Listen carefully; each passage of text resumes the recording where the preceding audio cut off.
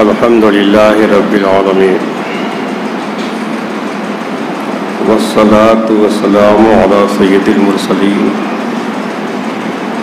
وعلى آله وأصحابه أجمعين.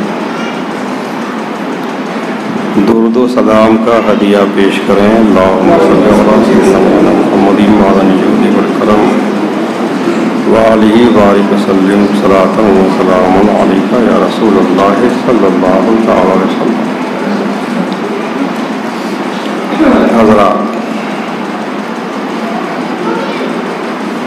امیر المومنین حضرت عمر فاروق اعظم رضی اللہ تعالیٰ عنہ کے دور خلافت میں ملک شام اور فلسطین اور بیت المقدس کی فتح کے بارے میں بیان ہو رہا تھا. جتنا بیان ہوا اس کو ہم سرسری طور پر دہرا دیتے ہیں، پھر آگے کا بیان مکمل کرتے ہیں. ملک شام کے علاقے میں مجاہدین اسلام کفار سے جہاد میں مصروف تھے. دشمن زیر ہو رہے تھے، قلعے فتح ہو رہے تھے، شہر فتح ہو رہے تھے. اسی درمیان دشمنوں کی طرف سے پیشکش ہوئی کہ مسلمانوں کے خلیفہ امیر المومنین حضرت عمر بن خطاب رضی اللہ عنہ خود تشریف لائیں، ہم ان کو دیکھیں گے. اگر ان میں وہ نشانیاں موجود ہوئیں تو بغیر کسی لڑائی کے ہم لوگ بیت المقدس کی کنجیاں آپ لوگوں کے حوالے کر دیں گے، دروازے کھول دیں گے. مدینہ طیبہ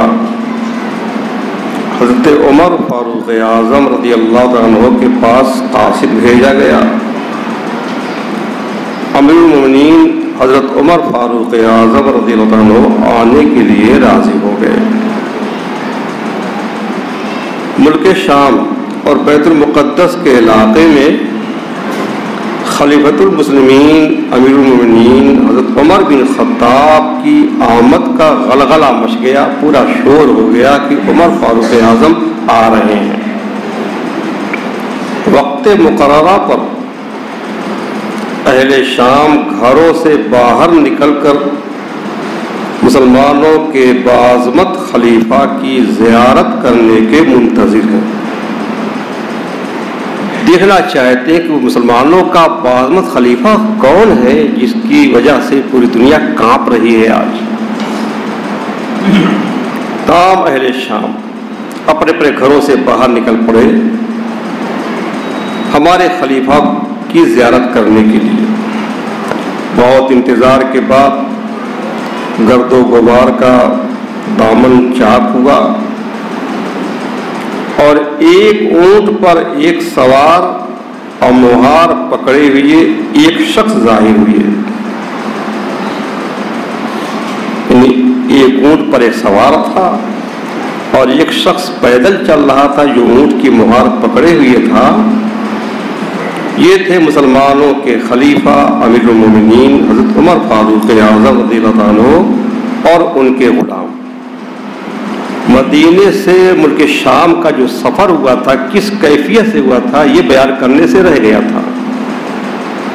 تو مدینہ طیبہ سے یہاں تک ملک شام تک کا سفر کس طرح ہوا کہ امیر المومنین حضرت عمر فاروق اعظم رضی اللہ تعالیٰ عنہ اونٹ پر سوار ہوتے تو غلام پیدل چلتا. آپ تھے، آپ کا یہ غلام تھا اور ایک اونٹ تھا. اونٹ پہ دو آدمی بیٹھ سکتے ہیں لیکن ایک آدمی بیٹھتا تھا اور ایک کی جو جگہ تھی اس پر زیادہ راہ ستو وغیرہ رکھا ہوا تھا تاکہ اونٹ پر زیادہ بوجھ نہ پڑے. تو یہ کیفیت تھی کہ خود امیر المومنین جب اونٹ پر سوار ہوتے تو غلام پیدل چلتا اور غلام اونٹ پر بیٹھتا تو آپ پیدل چلتے. اور جو اونٹ کی دوسری نشست تھی، جو دوسری بیٹھنے کی جگہ تھی، تو وہاں پر امیر المومنین عمر فاروق اعظم کا زیادہ سفر ستو وغیرہ تھا اور اونٹ کی خوراک ان کھجور کی گٹھلیاں لدی ہوئی تھیں۔ جب مستقر قریب آیا، ملک شام آ گیا، تو غلام نے عرض کیا کہ یا امیر المومنین، لوگ آپ کے استقبال کے لیے جوق در جوق آ رہے ہیں، آپ کا دیدار کرنا چاہتے ہیں، آپ کی زیارت کے مشتاق ہیں، اور آپ پیدل چل رہے ہیں۔ آپ اونٹ پر تشریف رکھیں اور میں پیدل چلتا ہوں۔ آپ نے قبول نہ فرمایا اور کہا کہ میرے اونٹ پر سوار ہونے کی باری ختم ہو چکی ہے، یہ طے ہو چکا ہے کہ ایک منزل تک میں سوار رہوں گا، تم پیدل چلو گے، اور ایک منزل تک تم سوار ہوگے، میں پیدل چلوں گا۔ تو میرے اونٹ پر سوار ہونے کی باری ختم ہو چکی ہے، اب تمہارے سوار ہونے کی باری ہے، اور عمر سے یہ نہیں ہو سکتا کہ دوسرے کی حق تلفی کرے، دوسرے کا حق مارے، یہ مجھ سے گوارا نہیں۔ اب جب آپ پہنچے تو اس وقت جو ہے غلام اونٹ پر سوار ہے اور آپ پیدل جو ہے اونٹ کی مہار پکڑے ہوئے ہیں، تو اہل شام نے تو یہ سمجھا کہ جو اونٹ پر سوار ہے وہی مسلمانوں کا امیر ہے، وہی خلیفہ ہے، اور جو اونٹ کی مہار پکڑی ہوئی ہے وہ کوئی نوکر ہوگا، کوئی خادم ہوگا، غلام ہوگا۔ مگر جو غازیان اسلام مجاہدین ادھر پھیلے ہوئے تھے، جو استقبال کے لیے بھی آئے تھے، ان لوگوں نے کہا کہ ایسا نہیں ہے جیسا کہ تم لوگ سمجھتے ہو، امیر المومنین دراصل وہ ہے جو پیدل چل رہے ہیں، اونٹ کی مہار پکڑے ہوئے ہیں، جو اپنے غلام کو اونٹ پر بیٹھائے ہوئے ہیں، وہ امیر المومنین ہے۔ یہ مساوات، یہ برابری، ایک خلیفہ ایک ان کا غلام، تو یہ برابری اور ادائے حق، ایسی روشن مثال دیکھ کر کے اہل شام بہت حیران ہوئے، ان کی حیرتوں کی کوئی انتہا نہ رہی۔ بہرحال آپ اسلامی لشکر تک پہنچے، یہاں تک کا واقعہ بیان ہو چکا تھا۔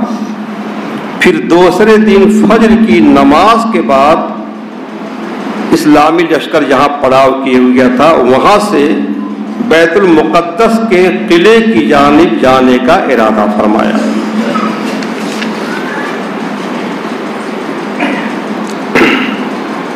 جب حضرت عمر فاروق اعظم رضی اللہ عنہ نے بیت المقدس کی طرف روانگی کا ارادہ فرمایا اسلامی لشکر کے مستقر سے، تو اس وقت آپ کا لباس کیا تھا؟ بکری کے بالوں سے بنا ہوا لباس آپ نے پہنا، اور آپ کا جو جبہ تھا ٹکڑے ٹکڑے سی کر بنا ہوا تھا، اس جبے میں 14 پیوند لگے تھے، 14 پیوند لگے تھے، اور اس میں ایک پیوند تو چمڑے کا بھی تھا، کیونکہ کپڑا نہیں مل رہا تھا تو چمڑا کاٹ کے جو ہے اس کا پیوند لگا دیا گیا تھا۔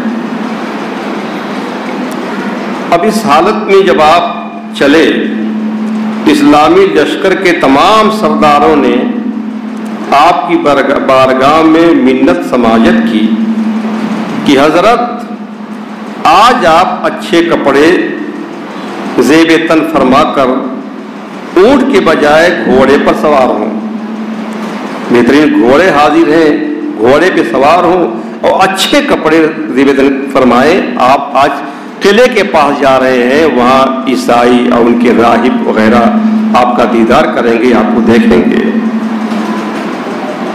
جب لوگوں نے بہت اصرار کیا، آپ تو ضد کرتے رہے کہ نہیں میرے لیے یہی لباس ٹھیک ہے، میں اونٹ پہ چلوں گا، لیکن جب بہت ضد کیا لوگوں نے تو آپ راضی ہو گئے، کہا چلو ٹھیک ہے لے آؤ کوئی لباس۔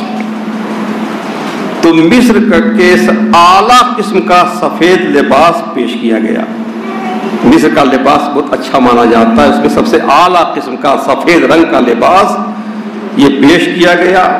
اس کو پہن کر آپ گھوڑے پر سوار ہوئے اور اسلامی لشکر سے بیت المقدس کے قلعے کی جانب روانہ ہوئے۔ آپ چند قدم ہی چلے تھے کہ آپ کے چہرے پر گھبراہٹ کے آثار ظاہر ہوئے، آپ کو کوئی سخت تکلیف لاحق ہوئی۔ آپ کے چہرے کا رنگ بالکل بدل گیا، سواری کو رکوا دیا اور فوراً گھوڑے سے نیچے اترے اور فرمایا اللہ تعالیٰ مجھے معاف فرمائے۔ اب یہ دیکھیے یہ بات ہمارے لیے کتنی عبرت کی ہے۔ کہتے ہیں اللہ تعالیٰ مجھے معاف فرمائے، قریب تھا کہ میں ہلاک ہو جاتا، کیونکہ جب میں نے ایسا پرتکلف لباس پہنا، مصر کا اعلیٰ قسم کا لباس میں نے پہن کر میں گھوڑے پر سوار ہوا تو میرے دل میں کچھ عجب اور تکبر داخل ہو گیا کہ میں بھی کچھ ہوں، اتنا عمدہ لباس پہنے ہوئے ہوں، اتنا عمدہ گھوڑے پر سوار ہوں۔ یہ میرے دل میں کچھ تکبر اور عجب پیدا ہو گیا اور فوراً مجھے اللہ کے محبوب رحمت عالم صلی اللہ علیہ وسلم کا ایک ارشاد یاد آیا کہ میں نے خود اپنے کانوں سے اللہ کے محبوب رحمت عالم صلی اللہ علیہ وسلم کو یہ فرماتے ہوئے سنا ہے کہ لا يدخل الجنت من فی قلبہ مثقال ذرۃ من الکبر، جس کے دل میں ذرہ برابر بھی تکبر ہوگا وہ جنت میں داخل نہیں ہوگا۔ بہت کم تکبر سے بچ پاتے ہیں، کبھی نہ کبھی آدمی کے اندر تکبر پیدا ہو ہی جاتا ہے کہ میں کچھ ہوں۔ جب آدمی کے اندر یہ احساس ہو جائے کہ میں کچھ ہوں یا کسی آدمی کو اپنے آپ سے ذلیل سمجھ لو تکبر اس کے اندر پیدا ہو گیا۔ اور حدیث شریف میں سرکار نے فرمایا کہ جس کے دل میں ذرہ برابر بھی تکبر ہوگا وہ جنت میں نہیں جائے گا۔ تو کہتے ہیں کہ مجھے حضور کا قول یاد آیا، تمہارے اس اعلیٰ اور سفید لباس نے تو مجھے ہلاکت میں ڈال دیا ہے۔ میرے دل میں یہ بات پیدا ہو گئی۔ پھر آپ نے وہ لباس اتار دیا اور اپنا وہی پرانا کپڑا 14 پیوند والا وہی آپ نے پہن لیا، پھر آپ جو ہے وہی اونٹ پر سوار ہو گئے۔ جیسے ہی سیدنا فاروق اعظم رضی اللہ عنہ بیت المقدس کے قلعے کے قریب پہنچے تو چونکہ وہاں پر مجاہدین نے پہلے سے قلعے کا گھیراؤ کر رکھا تھا، محاصرہ کیے ہوئے تھے، 4 مہینے سے محاصرہ کیے ہوئے تھے، تو جب آپ قلعے کے پاس پہنچے تو وہاں جو مجاہدین موجود تھے انہوں نے نعرہ لگانا شروع کیا۔ اور نعرہ جانتے ہیں صحابہ کا نعرہ کیا تھا؟ اللہ اکبر اللہ اکبر، یہی نعرہ تھا، لا الہ الا اللہ۔ ہر موقع پہ بڑائی صرف اللہ کی، بڑائی صرف اور صرف اللہ کی۔ تو اللہ اکبر لا الہ الا اللہ یہ صدائیں بلند کی۔ جب قلعے کے اندر جو نصارہ تھے، راہب وغیرہ تھے، ان لوگوں نے یہ شور سنا تو اہل بیت المقدس حیران ہوئے کہ یہ شور، یہ نعرہ تو اس وقت لگتا ہے جب قلعے پر یا شہر پر حملہ کیا جاتا ہے اور جنگ تو موقوف ہے، جنگ تو بند ہے، کہیں مسلمانوں نے پھر حملہ تو نہیں کر دیا، یہ شور کیسا ہو رہا ہے؟ تو نصرانی جو راہب تھا قمامہ، اس نے بھی وہ آوازیں سنی تو انہوں نے خادموں کو بھیجا کہ وہ معلوم کرے کہ کیا معاملہ ہے، قلعے کی چھت پہ چڑھ جاؤ دیکھو کیا معاملہ ہے۔ اب پتہ چلا کہ وہ حملہ نہیں کر رہے ہیں بلکہ اسلامی لشکر کے جو سب سے بڑے سردار ہیں، ابو عبیدہ تو اس لشکر کے سردار تھے، اب یہ خلیفۃ المسلمین ہے، پورے عالم اسلام کے سردار و شہنشاہ ہیں۔ تو یہ پتہ چلا کہ اسلامی لشکر کے سب سے بڑے سردار، مسلمانوں کے امیر، مومنوں کے خلیفہ عمر بن خطاب خود تشریف لے آئے ہیں۔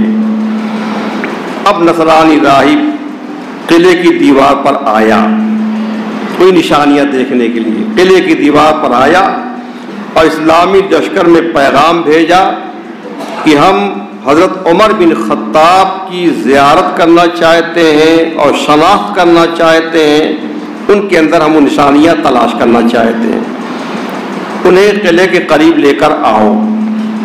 سیدنا فاروق اعظم رضی اللہ عنہ نے بغیر اسلحے کے خالی ہاتھ اکیلے قلعے کے قریب جانے کا ارادہ فرمایا، لیکن بعد میں سیدنا ابو عبیدہ بن جراح رضی اللہ عنہ کو ساتھ لے لیا.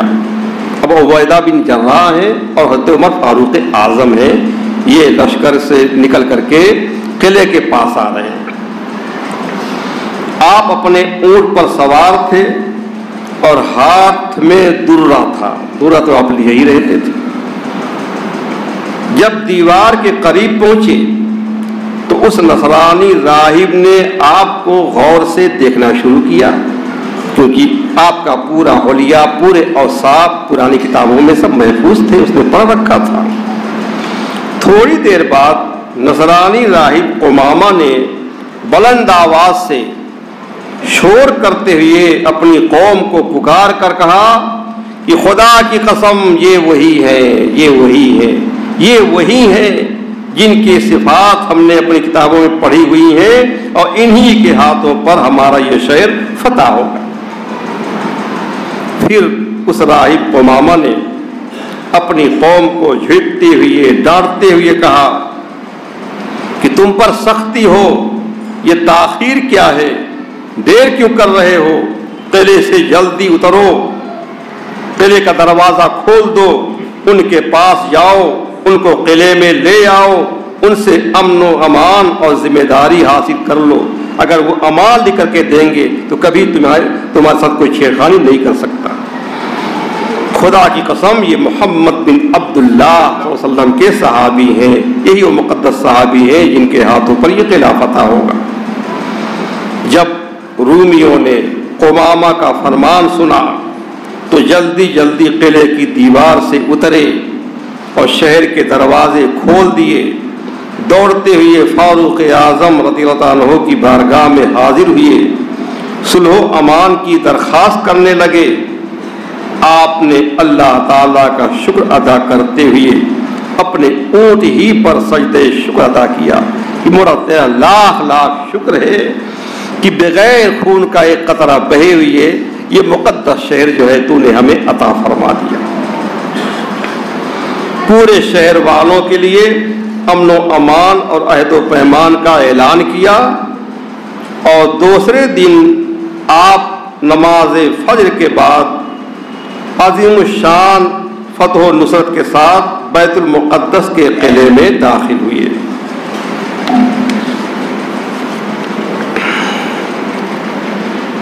اب یہ کیسا وقت تھا؟ لڑائیاں ہوتی تھیں، قلعے فتح ہوتے تھے، کتنی لاشیں گرتی تھی، اور اسلامی فوج کے علاوہ جتنی بھی فوجیں ہوتی تھیں وہ نہ بچوں کا لحاظ کرتی، نہ بوڑھوں کا لحاظ کرتی، نہ مردوں کا نہ عورتوں کا، بے شمار قتل ہوتا. لیکن یہ کیسا وقت تھا کہ ارض مقدس پر سیدنا فاروق اعظم رضی اللہ عنہ نے قبضہ کیا، لیکن خون کا ایک قطرہ زمین پر نہ بہا. سن 636 عیسوی اور سن 15 ہجری میں ہی یہ شاندار فتح ہوئی. عیسوی سن جو ہے 636 تھا اور سن ہجری 15 ہجری تھا. یہ شاندار فتح ہوئی. حضرت عمر فاروق اعظم رضی اللہ عنہ نے عیسائیوں کے لیے جو عہد نامہ تحریر فرمایا، لکھ کر کے دے دیا عہد نامہ معاہدہ، اس کو معاہدہ عمریہ کا نام دیا گیا کہ حضرت عمر فاروق اعظم نے یہ عہد نامہ لکھ کر کے دیا ہے، انہیں معاہدہ عمریہ کا نام دیا گیا. اس معاہدے میں ان کے گرجا گھروں اور عبادت گاہوں کی حفاظت کی ذمہ داری لی. ہاں یہ شرط لگا دی کہ اس مقدس شہر میں کوئی یہودی آباد نہیں ہوگا. ان کی نگاہیں بہت دور اندیش تھی. اس شہر میں کوئی یہودی آباد نہیں ہوگا. نصرانی رہ سکتے ہیں، ہر مذہب کے لوگ رہیں، یہودی یہاں آباد نہیں ہوگا. ادھر فتح ہوا، پورے عالم اسلام میں شور ہوا کہ بیت المقدس فتح ہو چکا ہے. چونکہ اتنا عظیم مقدس شہر تھا وہ. اسی وقت ملک شام، ملک اور حجاز، یمن وغیرہ سے مختلف عربی قبیلے فلسطین کی جانب امڑ آئے اور انہوں نے فلسطینی سرزمین میں سکونت اختیار کر لی. وہاں مکانات بنوا کے رہنے لگے، جس کی وجہ سے وہاں اکثریت مسلمانوں کی ہو گئی اور عربی زبان ہی وہاں کی رائج زبان بن گئی. حضرت عمر فاروق اعظم رضی اللہ عنہ نے اہل قدس کو امان عطا کی، ان کو اپنے طریقے پر عبادت کرنے کی اجازت دی، ان کے گرجا گھروں اور عبادت گاہوں کو مامون قرار دیا۔ اس طرح القدس نے اپنی تاریخ کا سب سے زیادہ رحم دل فاتح دیکھا۔ اس سے پہلے کتنی بار اس سرزمین پہ لڑائیاں ہوئیں، بخت نصر مسلط ہوا، جالوت مسلط ہوا، خون کی ندیاں بہتی تھی وہاں، لیکن یہ پہلا فاتح ہے کہ اتنا رحم دل فاتح کہ فاتح ہو کر کے مفتوحین کے لیے اتنی رعایت، انہیں امن و امان کا پروانہ عطا فرما دیا۔ اس تاریخ کا سب سے پہلا تھا، سب سے زیادہ رحم دل شہنشاہ تھا۔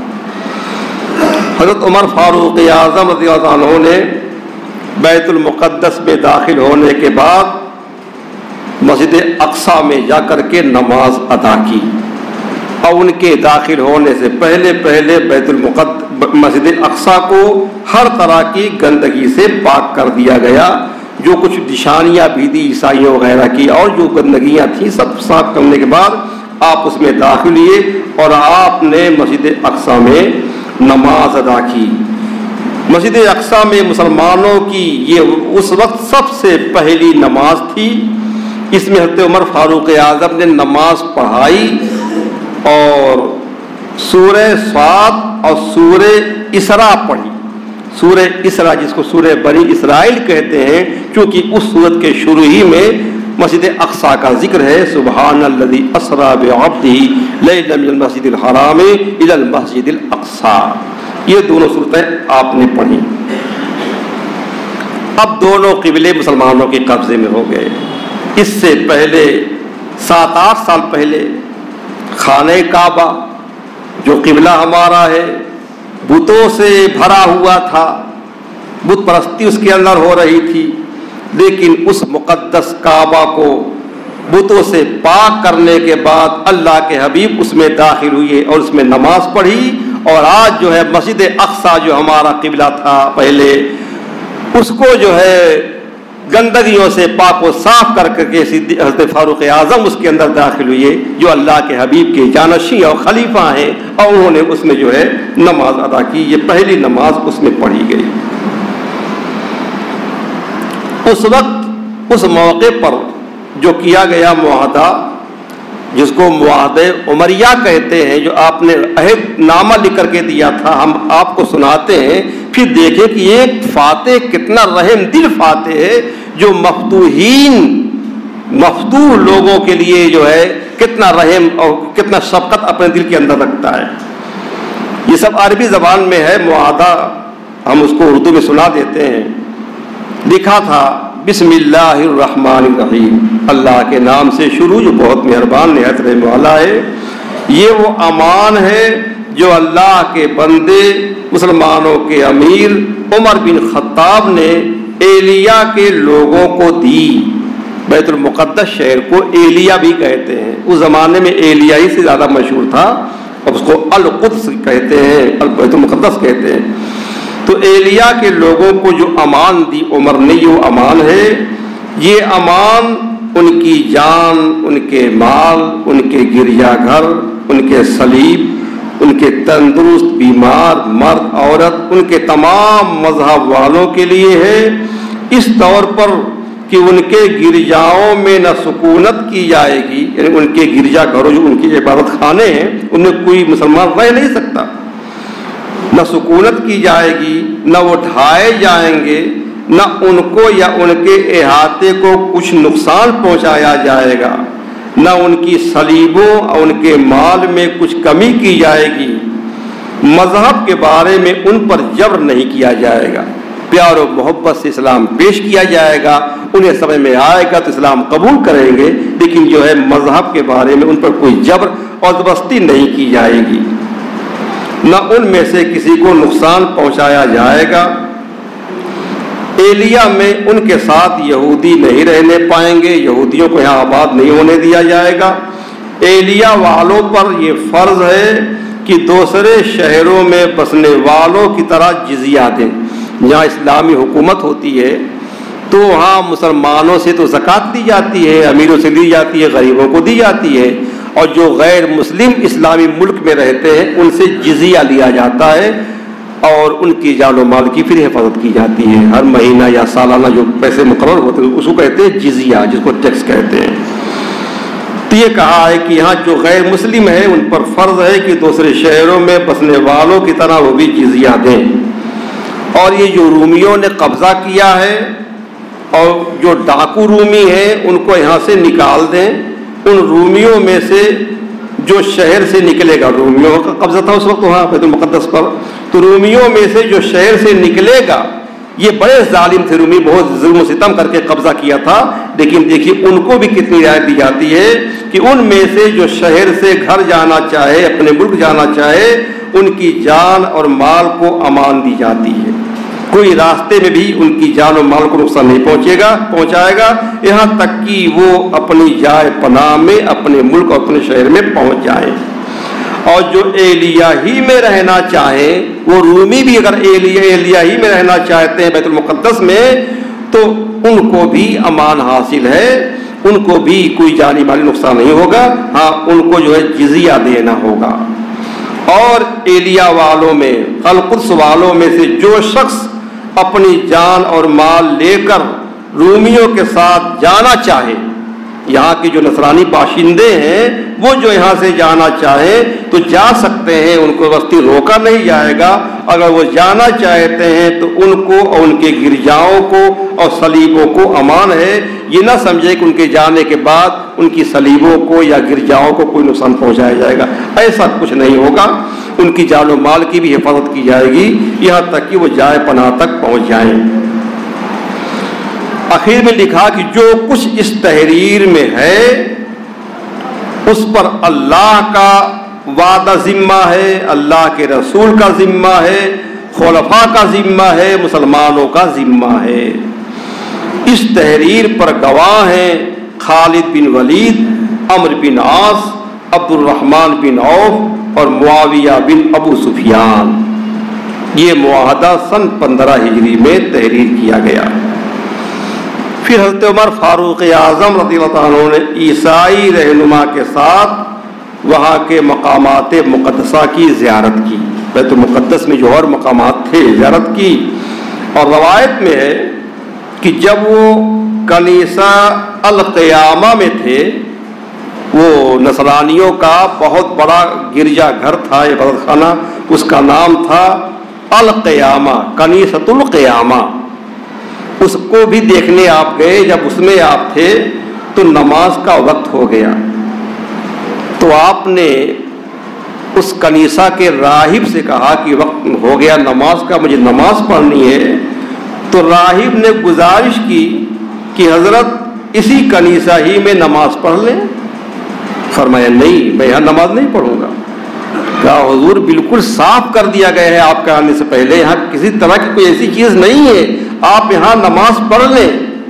مگر حضرت عمر فاروق اعظم نے اسے قبول نہ فرمایا اور کہا ضد نہ کرو، میں یہاں نماز نہیں پڑھ سکتا، کیونکہ اگر آج میں یہاں نماز پڑھ لوں، اگر آج میں یہاں نماز پڑھ لوں، سجدے کر لوں، تو ممکن ہے کہ آئندہ دور میں مسلمان میری سجدہ گاہ کے خیال سے دعویٰ کر دیں کہ اسے اسلامی معبد بنا دیا جائے۔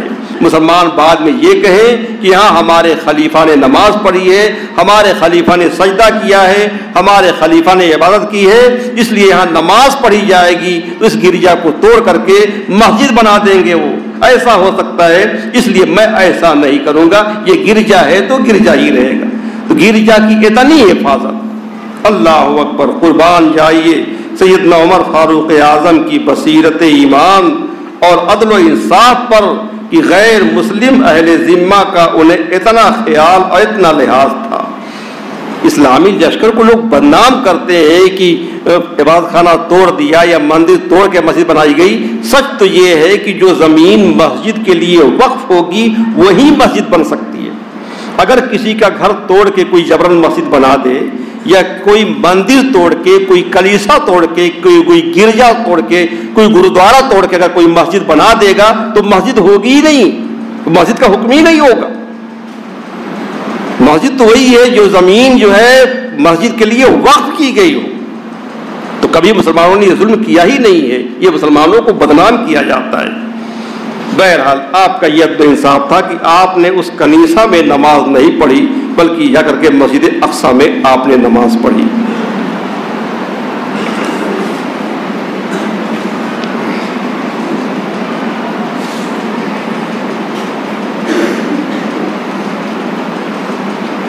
وقت بھی ختم ہو گیا ہے نا. بہرحال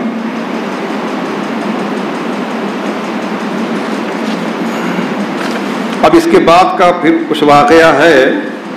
اب یہ آپ نے جب فتح کر لیا بیت المقدس کو تو یہ پھر مسلمانوں کے قبضے میں رہا, یہاں تک کہ خلافت راشدہ کا دور ختم ہوا اور بنو امیہ کی حکومت ہوئی, پھر بنو عباسیہ کی حکومت ہوئی.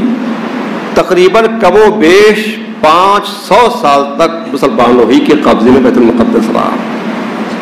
پھر 500 سال کے بعد صلیبیوں نے قبضہ کیا, عیسائیوں نے بہت ظلم و ستم ڈھایا وہاں پر اور قبضہ کیا, اور 91 سال تک ان کے قبضے میں ہمارا وہ قبلہ اولا رہا. اور پھر اللہ تعالیٰ نے ان ظالم صلیبیوں سے آزاد کرانے کے لیے صلاح الدین ایوبی کو پیدا فرمایا.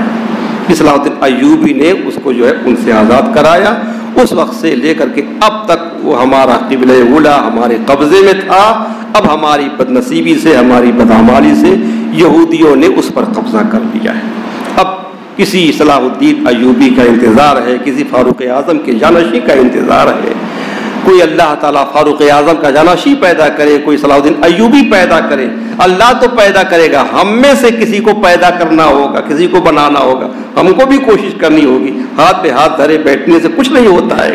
اللہ تعالیٰ پھر جو ہے کوئی صلاح الدین ایوبی کو بھیج دے جو ان ظالم یہودیوں کے قبضے سے ہمارے اس قبلے کو آزاد کرائے. فاتحہ.